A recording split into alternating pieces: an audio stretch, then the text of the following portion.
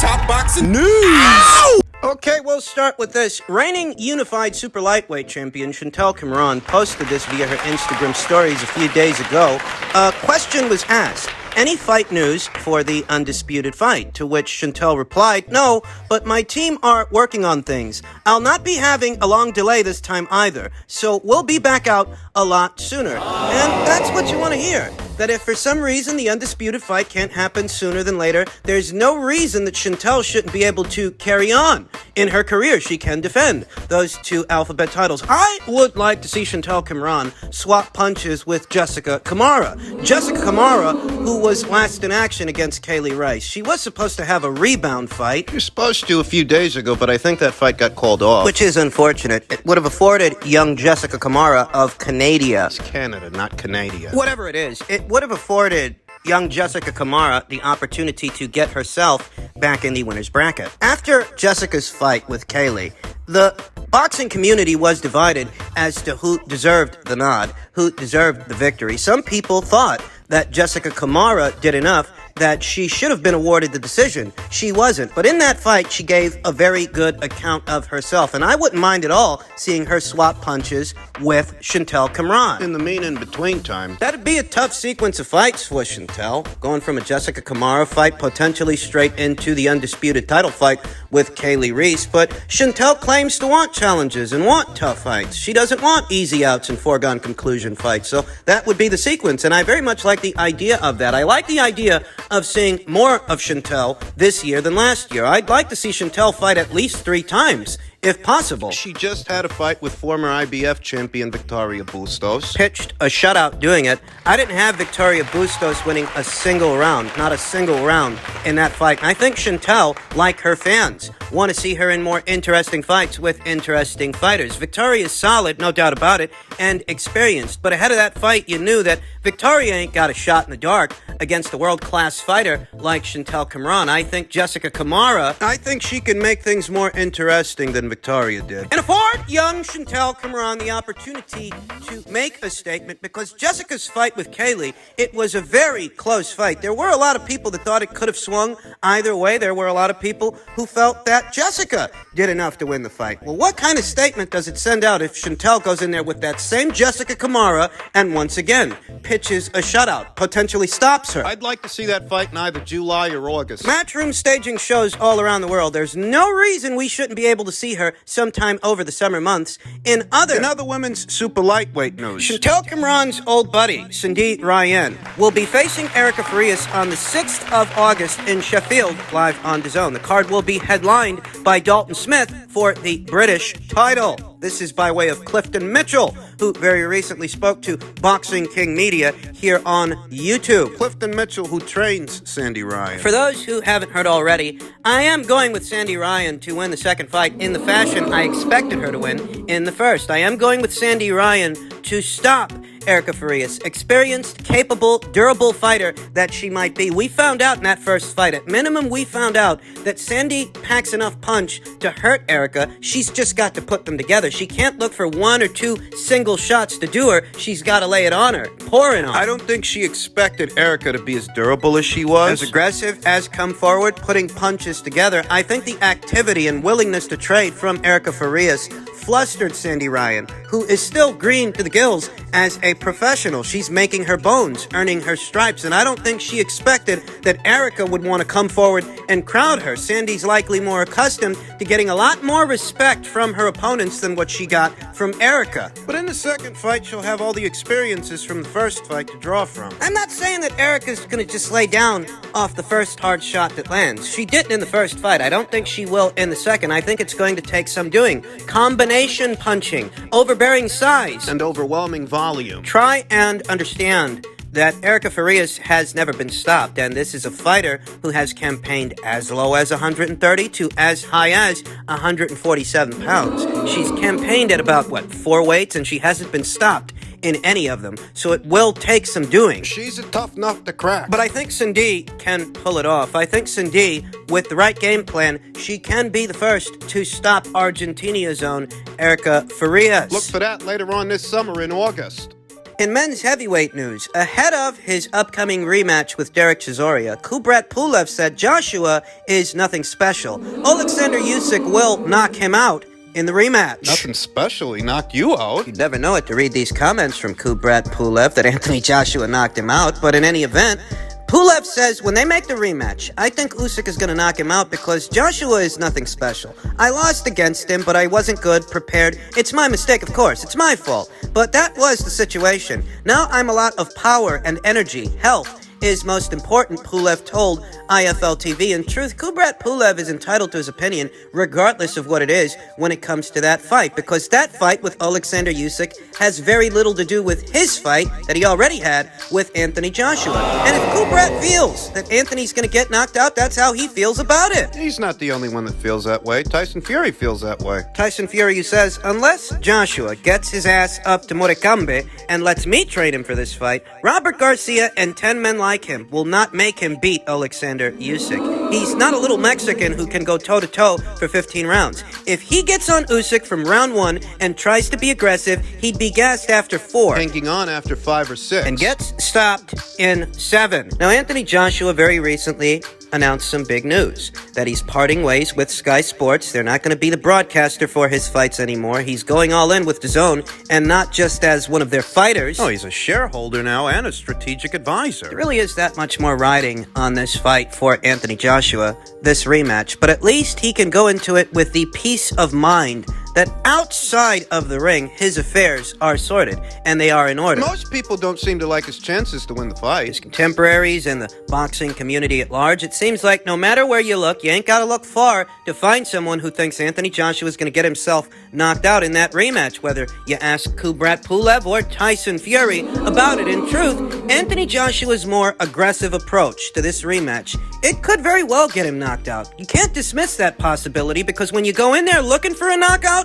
you run the risk of being knocked out. And that is what he's looking for. He's looking for a knockout. He's revamped his entire corner to get ready for this rematch. He parted ways with longtime trainer Robert McCracken and brought on veteran coach Robert Gersha. He also elevated Angel Fernandez to the position of assistant trainer. Back in June of 2019, Joshua suffered his first career defeat when he was stopped in 7 rounds by Andy Ruiz in what was a major upset. However, 6 months later, Joshua reclaimed his title when he dominated Ruiz over 12 rounds to bank a lopsided 12-round unanimous decision in Saudi Arabia. At minimum, what we can say is that Anthony Joshua has been here before, and he has shown that he can make adjustments ahead of a rematch. Yeah, he has, but this is a different assignment. It is, and we've often talked about that here on the channel, how this isn't as simple as sticking and moving and staying behind your jab, keeping that jab in front of Andy Ruiz. Staying on the move and not allowing him to set his feet. Not allowing him to get into his sweet spot, mid-range to inside, to let loose of those short punches and those quick combinations. This is a tougher assignment because Usyk has the athletic. He's got the athleticism that Andy Ruiz doesn't have. Andy's got fast hands. But he's never had fast feet. Usyk does. And Usyk, unlike Andy, Usyk's a southpaw. It's a little trickier with them. I know that a lot of people are opportunists. Like Tyson Fury, who seems to take every opportunity to belittle and berate Anthony Joshua. Hell, even Kubrat Pulev, who was knocked out by Anthony Joshua, seems to be taking this as an opportunity to also belittle and berate him.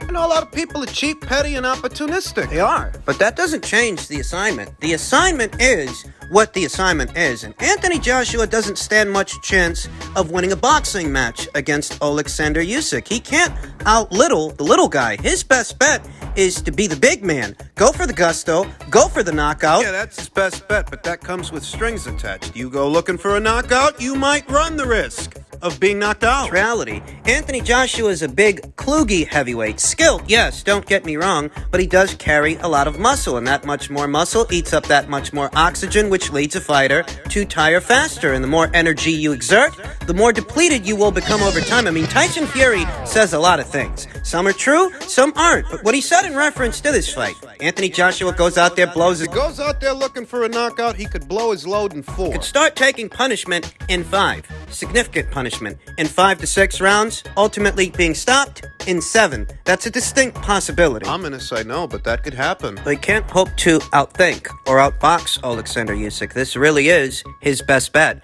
Brute force. That's the one thing he's got on Alexander Usyk. He's the naturally bigger guy with the naturally naturally bigger punch, and all he can hope to do now is overpower him, overwhelm him. See if he can't force a referee stoppage. You know, people remember fights a certain way. They only remember a few moments in a fight, the eye-catching moments, the eye-catching punches, and they really only mull over the outcome. I think that's true when it comes to this fight. It's not that Alexander Usyk can't be caught or he can't be touched. It's that the effort has to be consistent enough from Anthony Joshua that he can pile up significant damage. He hit Usyk with a couple of hard shots in that fight. He did touch him, and that was a tentative, hesitant Anthony Joshua that was attempting to fight a more cerebral fight, a thinking man's fight. He definitely lost, don't get me wrong, but he was still able to connect on Usyk with a couple of hard shots fighting a thinking man's fight. That was the wrong fight to fight overall, but if he was able to touch him when he wasn't being all that aggressive, what can he do? Yes, he could end up getting himself knocked out. I'm not dismissing that. I'm not going to overlook that Anthony Joshua fighting a more tentative fight than what he plans to in this rematch. I'm not going to overlook that in that first fight,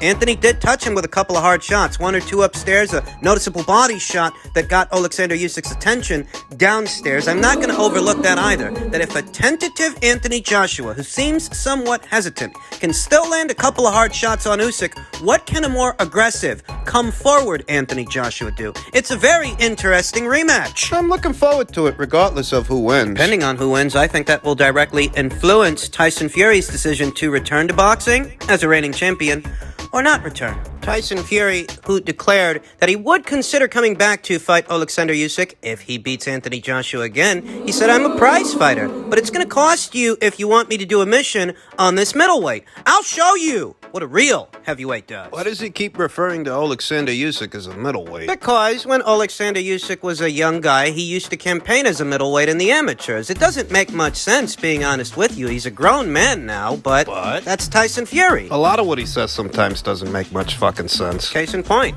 in the same breath that he's calling Alexander Usyk little more than just a middleweight, he's saying that he wants 500 million pounds to come out of retirement to fight him. If he beats Anthony Joshua again, what you've got to do is go get half a billy, and then the Gypsy King will come out and solve all his problems for him. He's not being serious, is he? That he requires 500 million pounds, well over $500 million, to face a guy who he thinks is little more than just a blown-up middleweight. The guy who he says bursted Anthony Joshua's bubble. He was quoted as saying, "Anthony Joshua's bubble's been burst. He's been beat twice. He ain't a virgin anymore. He's been battered from pillar to post by a fat man on 3 weeks' notice and a middleweight in Alexander Usyk. Alexander is a middleweight coming up. None of my interest at all." So then why do you need so much money to fight him? You have to understand that some of Tyson Fury's comments, contradictory as they might be, some of them are tongue-in-cheek, and that goes over some people's heads. You can't take what he says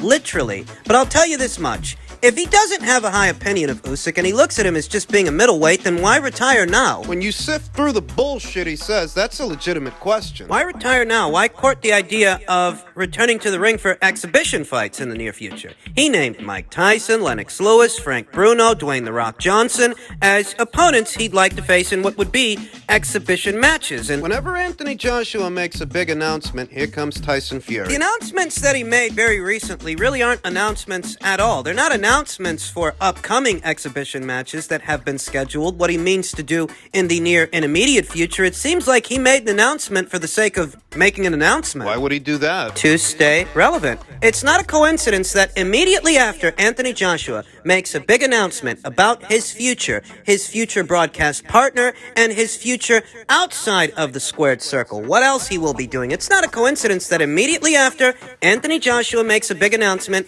here comes Tyson Fury with an announcement for announcement's sake, because he didn't say anything here that we didn't already know. What exactly did he announce? That he's going to do exhibition matches? We kind of already knew he was courting that idea with Francis Ngannou, a boxing versus MMA crossover fight, a potential one. We kind of already knew that he was in the market for novelty fights, like exhibition matches with former champions. Fighters from different disciplines, perhaps some celebrities. I mean, that much we knew already. You didn't need to make an announcement about that. We knew that already. Comes to the WBC title, he didn't say anything in reference to that title that we didn't already know. Tyson Fury was asked if he'll vacate his WBC title, to which he responded, no, I'm not going to give it up because I've got 12 months. I'll just keep it as long as possible. I'll keep that in my pocket as long as I want. I'm not holding this division up because I own it. This is my division. Well, not if you're retired, it isn't. And if you're not giving clear and conclusive answers as to when people can expect to see you in the ring again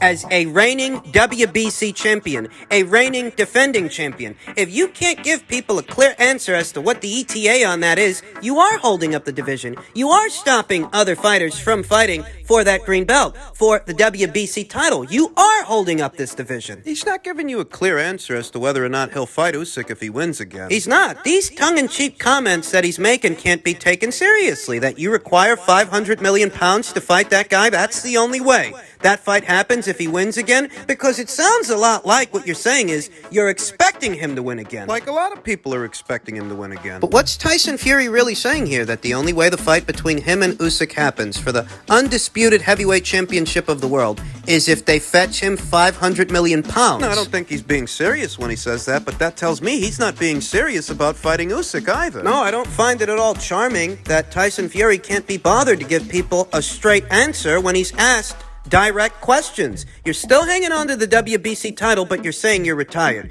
You're saying you believe that Usyk will win the rematch, but the only way you fight him is if they get you 500 million pounds. Those are not straight answers. They're not. If what you mean to do is stage exhibition matches with legends of old like Frank Bruno, Lennox Lewis, what have you, Let go of the WBC title because you don't need it to do that. a lot of people don't feel that Tyson Fury is going to stay retired. There are some people that are holding out hope that if Usyk wins the rematch with Anthony Joshua, that Tyson Fury will come out of retirement to face him. And the most I can say is, if he doesn't... I'm not saying that he will or won't. This guy's brain is a bag of cats. Who knows what the hell he's thinking, and who knows what the hell he's going to do. But I'm saying what I'm saying. What I'm saying is it wouldn't surprise me if he doesn't come back for Usyk. Because the money's not the same. And that's what I've been telling you. You don't get for Usyk what you get for AJ.